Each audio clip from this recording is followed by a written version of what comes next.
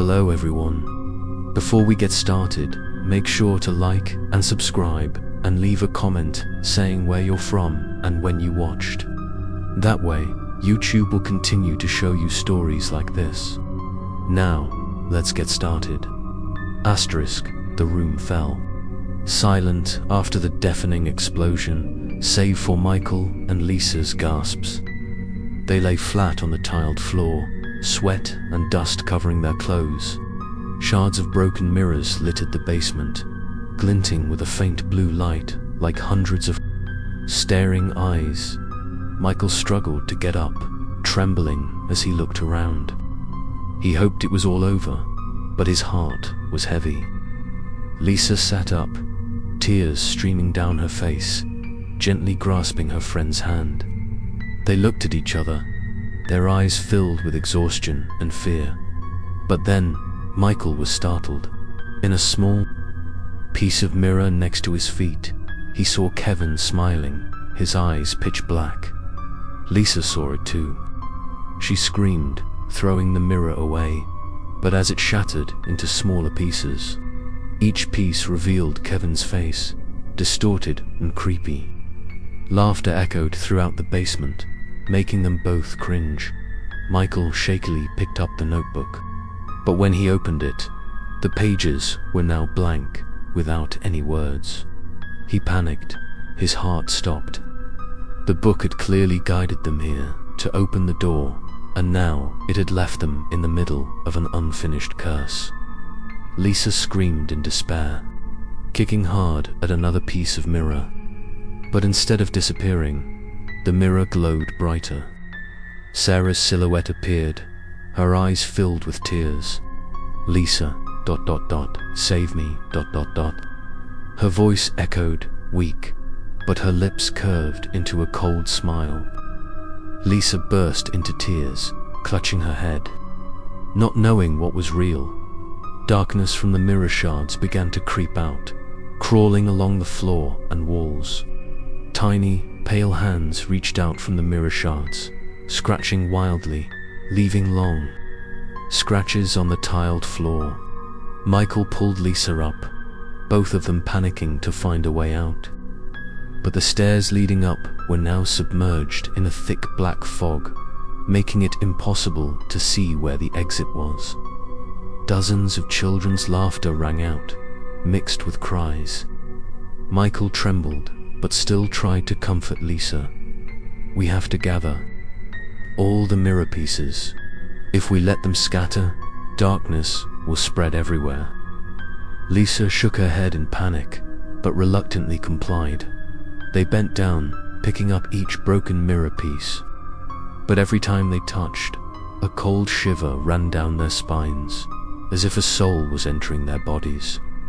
Michael gritted his teeth, ignoring the pain, while Lisa sobbed because of the whispers in her head. The imprisoned souls kept calling for help, begging to be released. After gathering more than half, the two of them placed them close together. The blue light from the mirror pieces merged, swirling like a small gate. From within, Kevin's face appeared again, this time clear and alive. Michael, Lisa, save me. Don't leave me here.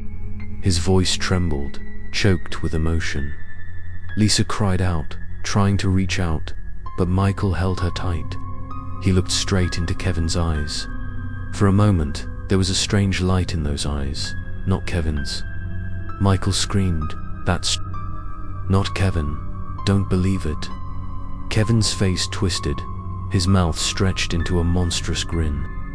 The laughter echoed throughout the basement. The darkness exploded violently, pulling Lisa back onto the floor. Hands reached out from the mirror, fragments, grabbing her legs and pulling her in.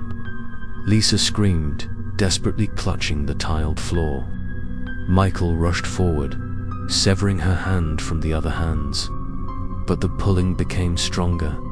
In a panic, Michael grabbed the rusty knife and slammed it down on the mirror fragments. There was a loud crash, a flash of blue light, and a series of painful screams. The darkness retreated, and Lisa was released, trembling as she sat up. But the more fragments were broken, the brighter the remaining ones seemed to glow, as if absorbing the power of the souls that had just been lost. Michael understood that breaking each fragment only made the darkness stronger. He realized in despair that they couldn't destroy each fragment. There had to be another way to lock them all away. Lisa hugged Michael, choking. "If we don't do anything, we'll all be swallowed. But if we continue, we'll die." Michael looked around, sweat pouring down. For a moment, his eyes fell on the candle that had been extinguished. A thought flashed through his mind. The ritual always required fire and blood. If blood had opened it, perhaps fire would be the only thing to lock it. He said to Lisa, trembling, "We have to burn all the mirrors. Use fire, not knives." Lisa was stunned, but then nodded. The two of them quickly found dry pieces of wood from the old crate, lighting them with the lighter in Michael's backpack. The fire flared up, illuminating the entire basement. They threw each piece of mirror into the fire. The fire burned fiercely, and the screams echoed horribly. The whole room shook, as if the burned souls were resisting. Black smoke filled the air, obscuring their vision. Michael held Lisa tightly, both of them crying amid the screams. The fire gradually engulfed them. Laughter, crying, and the calling of their names mingled into a terrifying chorus.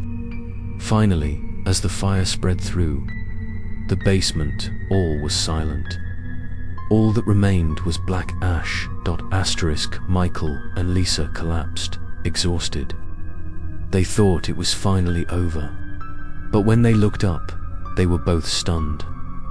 In the ashes, a tiny piece of mirror was still intact, glowing a bright red, like a heartbeat.